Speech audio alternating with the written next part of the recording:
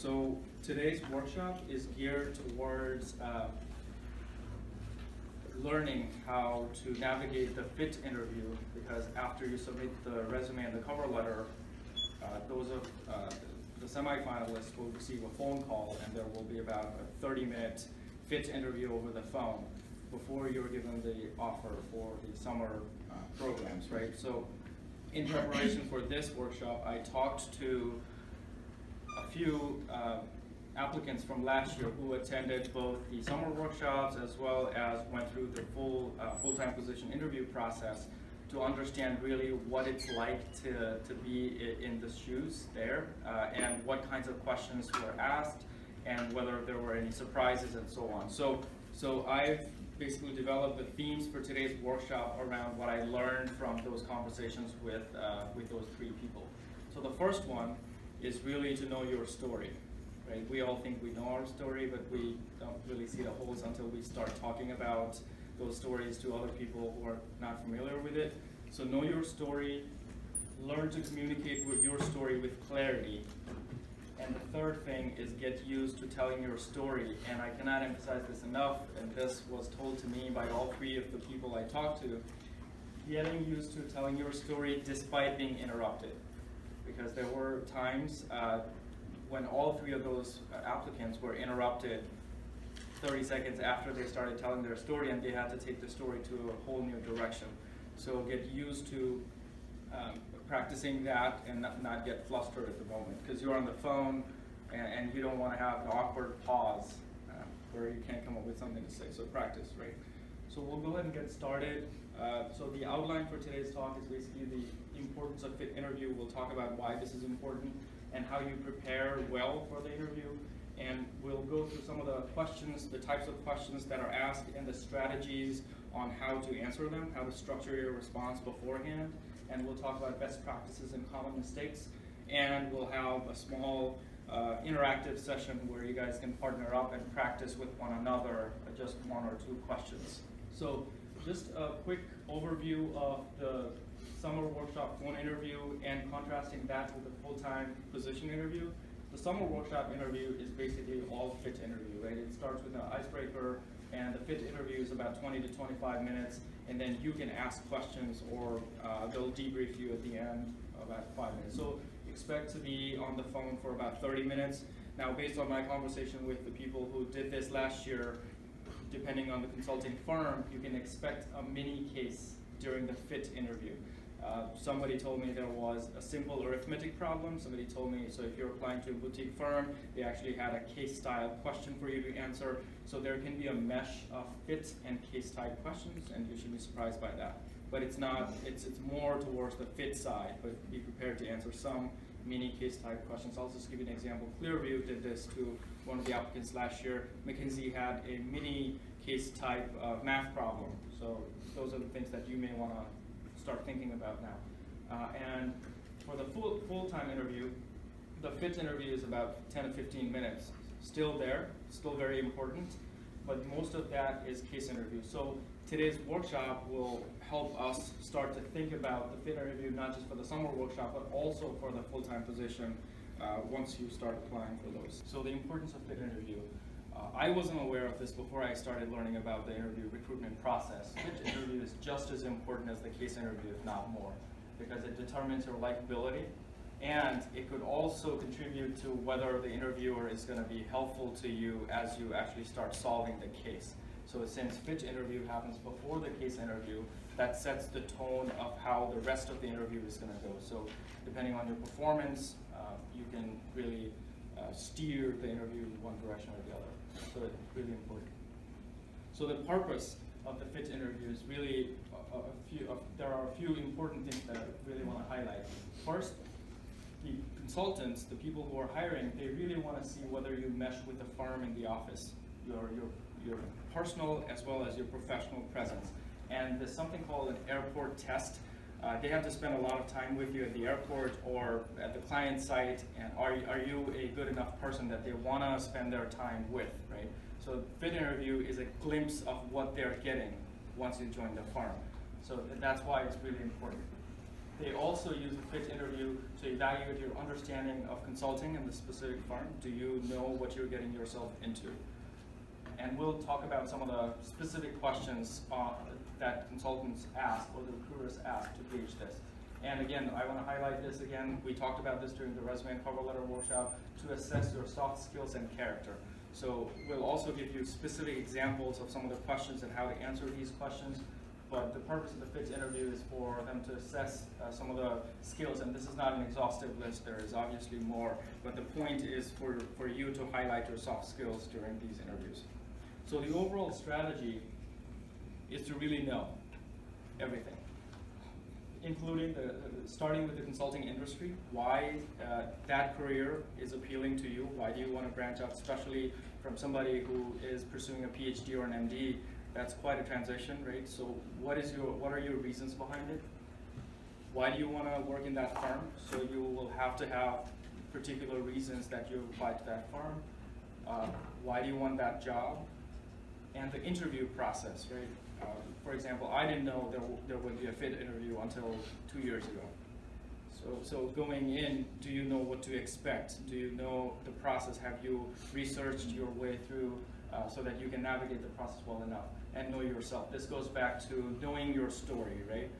If you know yourself and you can communicate what your story is and what your motivations are behind pursuing this particular career path, you'll be able to talk to the consultant, the person who is interviewing you with clarity. So there are a lot of resources for you to learn how to prepare for the fit interview and other things. We will upload these slides so you can review these slides. Apart from that, you can, if you guys haven't already, check out these videos from Victor Chang and all of these videos. There are websites that can help you prepare for cases as well as some tips for fit interview, firm websites, needless to say, and we have some case interview preparation books that are free for you as training members, so make use of that. We have case interview secrets, case in point, and those things, and you can email one of the admins and you can rent the books for 2 weeks. So jumping into the types of questions. So these are 5 broad categories in which we categorize these questions that can be asked in the fit interview. The first one is obviously the resume-based questions. So they could be general or specific, and we'll go into details about each one of these. Again, this keeps coming back, why consulting and why the firm? Your personality assessment questions, so getting to know you in terms of whether you pass the airport test, getting to know you in person, your character and so on. And your story, really, the story questions. How can you tell a story about a particular scenario in your life, right? Your community. So that could highlight your soft skills and so on. And some of the curveball questions, and we'll give you some examples of those too. So to start with the resume-based question, some of the general questions could be just walk me through your resume. There's an open-ended question, and this is where you bring in your creativity and your personal voice to communicate effectively, right? And the other types, other formats of the same open-ended question could be tell me about yourself. Also very open-ended, very generic, and it really depends on you how you tell your story. What experiences have made you who you are today? This is again another open-ended question, and there are so many experiences we have. What we choose to highlight in those 2 or 3 minutes is going to tell them how we see ourselves and what we find important and so on. So the strategy for answering general resume questions is really to highlight your education followed by your relevant experiences, right? And this is really important. You underscore your soft skills as you highlight your education. You want to quantify where you can. You want to demonstrate your soft skills where you can, and use reverse chronological order. So you start with I'm a PhD, I'm an MD, and this. Before I came here, I did this, this, and this. We'll have some examples of this too. And do not rush or ramble. We were talking about the importance of practice earlier.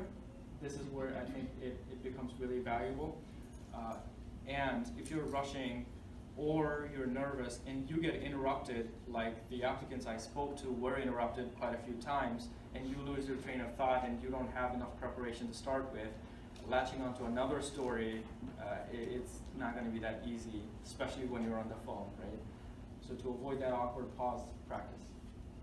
Some of the specific resume questions. So this is actually this could be a non-resume question. Tell me something about you that is not on your resume.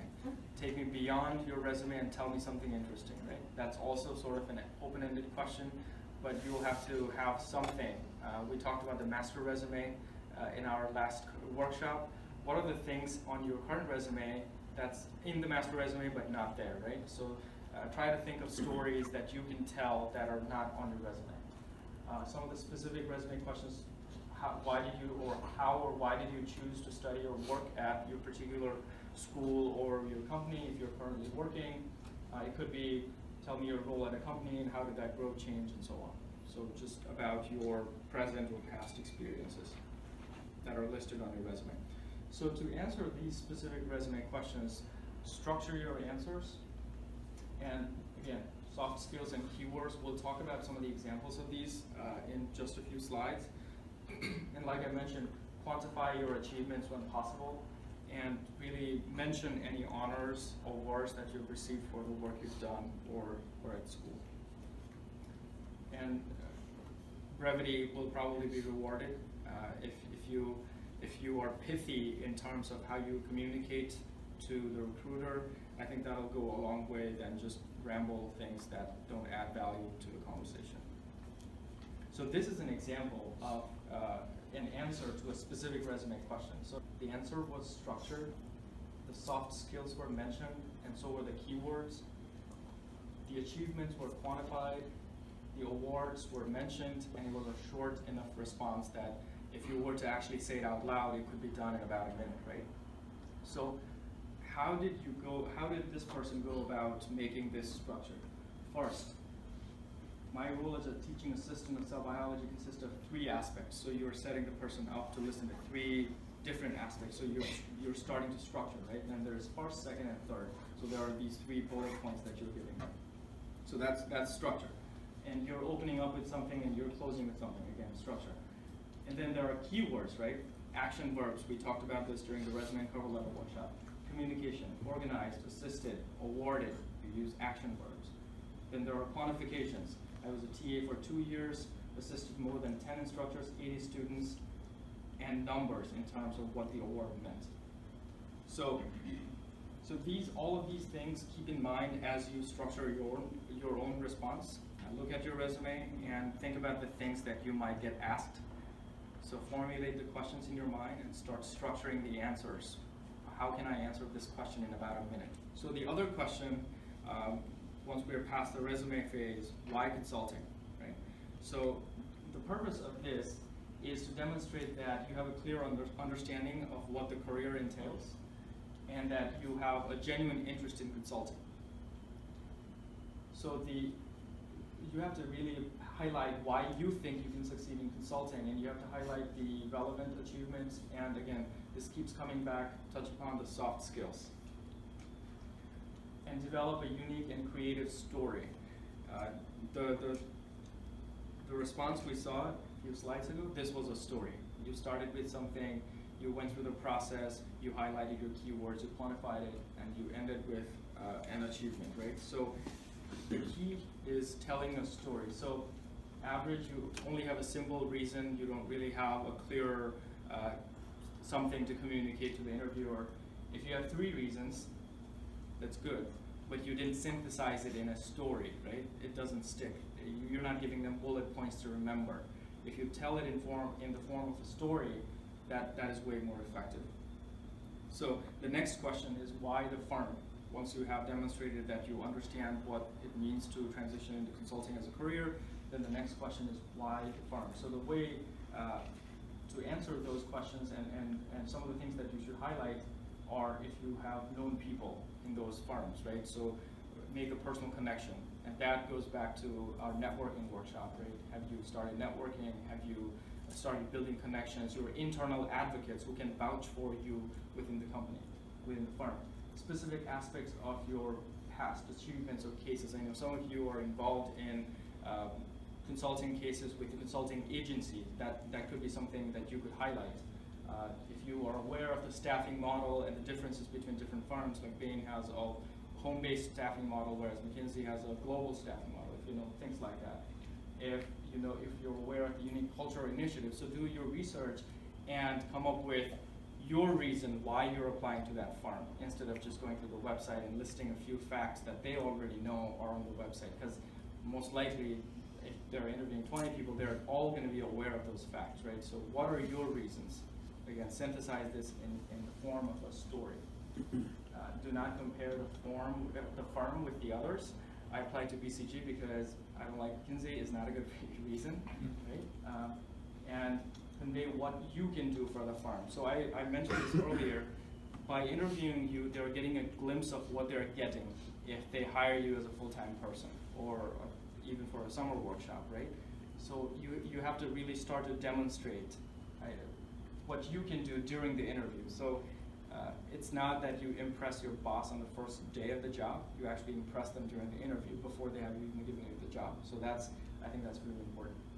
And this is just the same bullet points from the previous slide to highlight the importance of a unique, your personal and a creative story. Tell a story, it'll stick. The examples of some of the personal questions, some of them might be more tricky than others to answer, and I think for me personally, these are the questions in which I have to dig deep and really think about ways to answer them. Some of the questions are, what are your strengths and weaknesses, right? We can highlight our strengths, but when it comes to weaknesses, you have to be really judicious in terms of what you pick and how you portray them. And we'll talk about some of the strategies in terms of how to navigate those. Some other variation of that same question, what would your mentor or supervisor say is your biggest weakness or strength? It's exactly the same question, just in a different worded in a different way. What are your short and long-term goals? What would you miss the most about academia? These are just examples. We're just trying to give you a sense of what could be asked. This list is obviously not exhaustive, so I don't want you to walk away thinking these are going to be the representative questions that you might be asked. Anything is possible, but the idea is once you hear a question, how do you come up with a very personal response on the spot, right? So practicing and knowing your story inside out. So these two questions are probably the most tricky ones, and they're more or less the same. So how do you answer these questions? In terms of strengths, pick 3 strengths that speak to your soft skills that you have acquired and developed over time that will be directly applicable to your career as a consultant, right? And you have to have evidence to back it up. You have to illustrate that what you're saying is actually true. So they need to find it believable. So you highlight your achievements and you quantify your results. It's easy to give somebody numbers. Be confident, not arrogant. This probably goes without saying, but we thought it would be worthwhile to put it there. And again, try to tell stories. Now, strengths aren't as tricky, in my opinion, as weaknesses, because if somebody asks you what your weaknesses are, how much do you tell them? What do you pick, right? So some of the strategies that I found really valuable are big examples that are from the past, so that you distance your present self from those weaknesses. And you can talk about how you've worked towards addressing those deficiencies over time, and now you're not as bad in that particular area as it once were. And also distant from your weaknesses should be distant from the consulting soft skills. So maybe I'm not a great guitar player. Does that affect how I will be as a consultant? Maybe not, right? I'm not saying you should use the guitar example. I'm just saying distance yourself from the core consulting soft skills. So I think those are the 2 strategies that you can use to personalize and craft your response as you think about what you will tell them. I've talked to maybe 7 or 8 people in the last year who have gone through this process.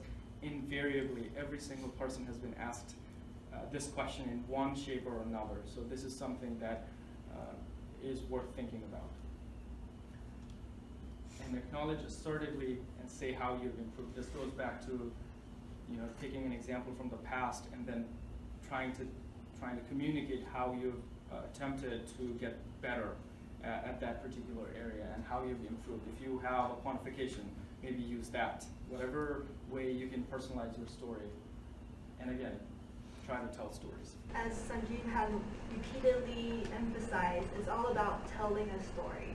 So specific examples of how you can demonstrate key consulting soft skills will be stories that touch on your leadership, teamwork, communication, drive to achieve and problem-solving experience. So an example of leadership questions would be, tell me about a time you led a team, or can you think of a situation where you inspired or empowered other people? And then here's other examples. So like example of when you have to make a difficult decision and for other people to agree upon, and when you took an initiative to make an impact. And, or how would you assemble a strong team or translate a vision into reality? So these are all leadership type of questions that may come up. So for teamwork, it may be provide an example where you resolved conflict within the team, or if I were to bring one of your teammates here today, what would they say about you? So it shows how you work within a team, but also it kind of touches upon leadership too, because it's like, how do you resolve a conflict? But it's about how you tell the story to make it go a certain direction. So tell me about a time you didn't agree with the leadership and how you resolve this. What is the most important consideration when working in a team? Think of a situation where you have conflict with your supervisor. So this might be pretty common with your PhD, right? Like your mentor might have a specific direction in mind for your dissertation that you may not agree upon. So how do you manage your supervisor? Or tell me an example of a time you had difficulty fitting into a team. So how do you work in a team and make yourself a part of a team? Because as consultants, you're constantly working in a team environment. For each case, you're working not only with fellow consultants, but also with client teams. So this is an area that they're really key on, knowing whether you can work in a team.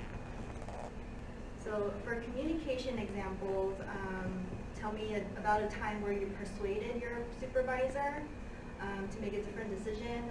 Explain your research project as if you're talking to a 10th grader, so layman's term. So this is just highlighting how you can communicate with different people in different positions from you. How can you change the language you use so that you can more effectively communicate with different people with different backgrounds. So more example questions. Example of when you ask for a big favor from someone you knew well, or maybe from someone you didn't know. Think of a situation where you can make recommendation without having all the facts. So this is quite common in the consulting world because you can't research a problem 100%.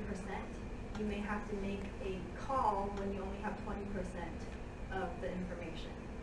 And then the last one is, how good are you at communicating to diverse audiences? Again, this is probably something that we're all familiar with because as PhD students, you have to present your poster or do oral presentations to talk to different people about your research that other people may not have experience or background in. So for achievement questions, this is where you can shine and tell about what your impact is. So can you think of a situation where you made a significant personal impact and achieve a difficult goal? What are some risks you took in the past and also achievement that you're most proud of? So this is where you can kind of tell a story about why you are unique and your own, how you do things your own way. So problem solving questions, it highlights how you can problem solve complex problems and also show your creativity. So you can describe how you found a creative way to overcome an obstacle, or what is the biggest challenge that you have that you overcome. And the last one is 2 improvements at your current workplace you have made in the past 6 months. So again, this is talking about problem solving, but also impact that you may have. So a lot of these questions not only highlight one skill, but it's just how you tell the story in a certain direction. So the strategy for telling, or for these type of story questions is look at your resume and your past experiences and think about experiences that demonstrate these soft skills. And then try to generate at least 4 to 5 stories that you can tell people very detailed stories about. We'll touch on this in a little bit. Try to structure your storytelling using the STAR method. And then practice, as Sanjeev said, practice makes perfect. So practice how you structure and just try to sound natural when you're trying to tell your story, not rehearsed. Because you want the interview to be kind of a conversation and not just, memorizing a script.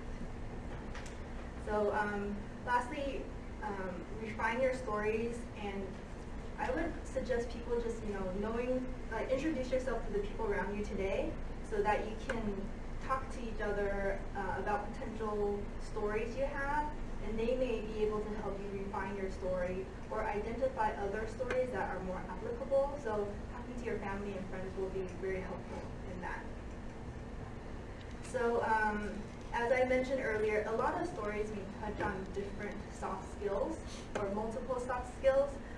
So it's good to have 4 to 5 different stories in the back of your mind so that you can just draw on a story with a different interviewer. It's best if you don't repeat the same story during one interview session, even though you're interviewing with different people. At the end of the day, they're going to reconvene and talk about their interview with you. So have multiple stories in the back of your mind. So the STAR method, it's a way to structure your storytelling. So first you let the audience know what is the situation. And then you tell them about the task or the trouble at hand. And then the action that you took to resolve this, and then the result of this action. So we'll quickly go through an example. So situation, you talk about who, what, when, where, and why. And for example, students in the department felt they were not getting enough exposure to other research topics outside of their lab. So the task is identifying the trouble at hand. So highlight specific constraints, challenges that you have, potential consequences if the issues were not resolved. So the task for this example is other departments have had success bringing in external speakers for weekly seminars. So I decided to try to institute a similar program in my department. So again, this is focusing on telling your story, so put your voice in there. And then the action taken, clearly describe what actions you took to complete this task, because they want to know what you did in particular, not what the team did, but what you did. Highlight your rationale behind the action, if you consider other alternatives, and demonstrate and highlight your consulting soft skills in this action portion. So in this particular example, I spoke to departmental administrators about funding for honorariums. I created a committee of interested students to send out invitations to potential speakers and arrange the logistics of the program. So lastly, you want to conclude with the result and outcome of your actions.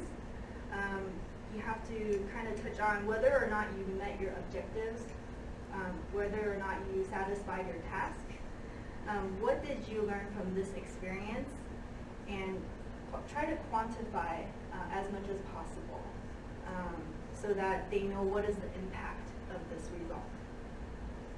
So for this example, the department granted me $3,000 in funding. We have hosted more than 30 external speakers since June, and more than 100 students and faculty have attended each seminar. So this example goes through with the situation, task, action, result, and quantify the result so that it shows what was the impact of your actions. So the next slide is just another example. So this is an example of drive to achieve. So my 10-member team maintains clinical trial documents in multiple 3-inch binders, and there is about 150 plus trials, which is reviewed monthly by 200 plus study monitors who have to travel on site. However, filing these documents are pretty time consuming, and our department is running out of space to store these binders. So my task was to identify a storage solution to maintain clinical trial documents in compliance with both FDA and institutional security standards. And we also need to make sure that my team and the study monitor still has easy access to these documents. So what I did was I researched available options, both externally and internally, by speaking with various service providers and working with my procurement department. And we identified a potential solution within the institution. After identifying the solution, we complied with institutional security standards and allowed remote access for users.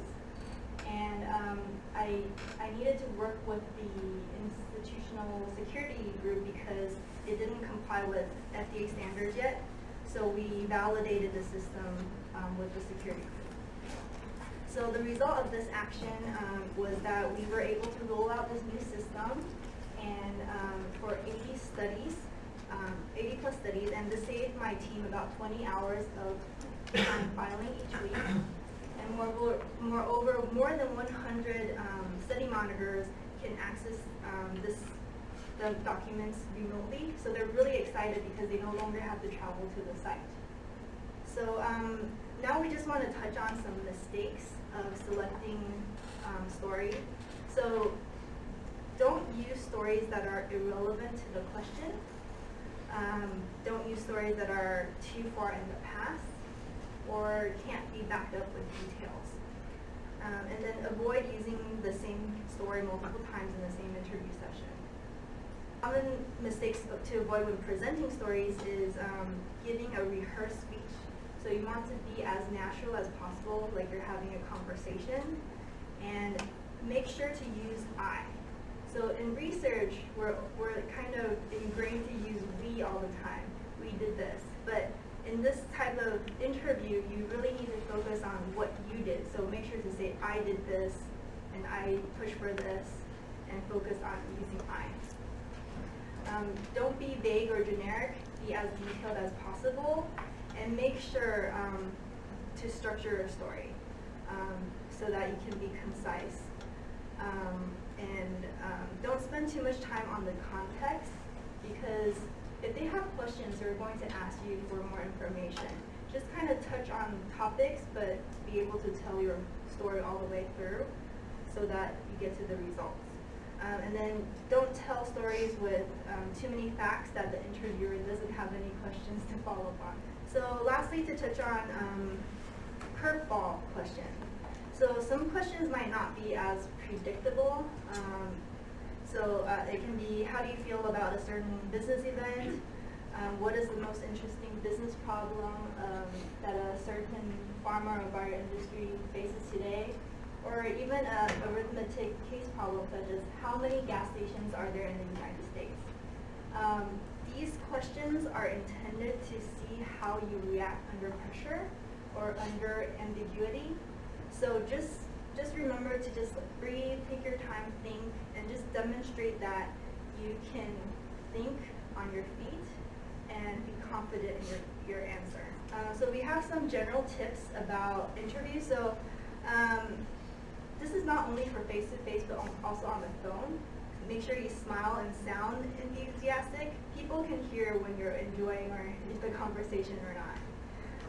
Have a conversation instead of a Q&A, and be concise and elaborate when requested.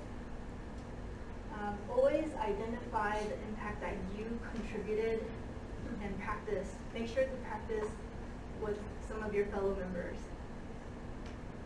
For phone interviews, there's some pointers that's pretty self-explanatory, but make sure you find a quiet room with a strong phone signal and confirm the phone number of your interviewer so that just in case the phone call cuts out, you can call them back or they can call you back.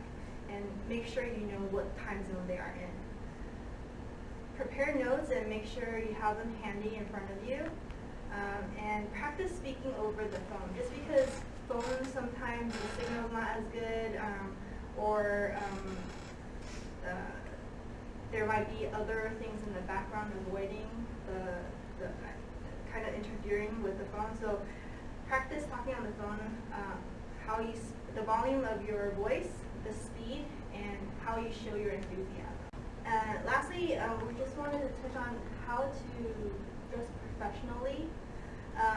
You can also dress up on your phone interview because it kind of sets you in that mood.